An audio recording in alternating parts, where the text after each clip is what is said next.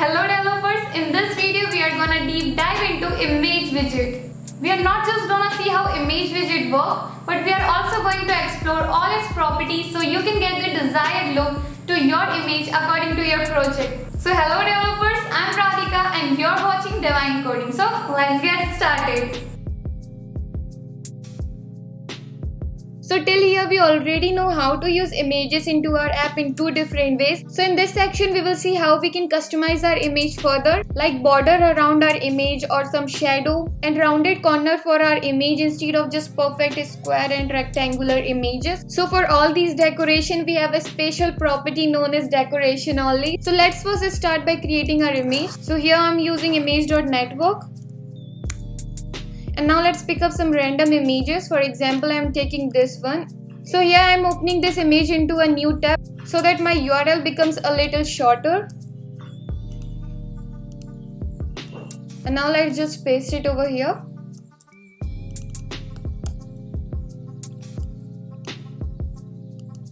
And just put some trailing comma. And here you can see our image has came. So to decorate our image, we have to wrap it with another widget, which is going to be our container. And inside it, we will use a decoration property. And this side, we will use box decoration, because the container is kind of box. And now to create our shadow, we will use box shadow. And here you can see it. And now we will need to use some brackets over here. So now again we have to write box shadow is starting from capital letter and then again parenthesis. So here we have to specify some properties like what color we want for our shadow, like colors.black. And we have to wrap our container with the padding widget so we can see the shadow. And here I will use 30. We have to specify in how much radius we want to spread our shadow. So we will use a spread radius and here I will use 5. So now our shadow is so solid, so we can blur our shadow. So blur radius I will give around 20. And here you can see a nice shadow around our image. And now let me also show you the another property that our box shadow have. That's offset and it starts from capital O and then offset. So here we have to give the value for our x-axis and y-axis and even we can give it in double too. So let me give 1:1. But if I will give 1:1, then you won't be able to see the difference. So for that I will give my x-axis the value of 8. And now let's also change the value for our y-axis. Let's say 9. As y-axis goes from top to the bottom, so our shadow shifted to the bottom side. And now let's see how we can use borders into our app. So inside box decoration only, we will use border and then border.all because we want border all around our image. So here we will specify the width for our border. For instance, I want 5 and the color. Let's say colors.amber. And see how easy it was to add borders for our image. Maybe it was a little too much, so let's give it 15.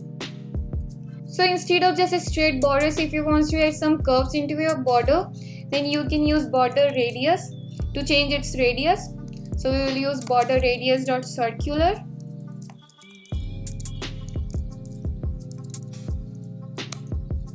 And here we can change the radius of it, like if I want 50 then I can change it to 50 and here you can see. So here we did got some radius of 50 for our borders, but as we have changed the radius for our border only, so our image is not looking good like this.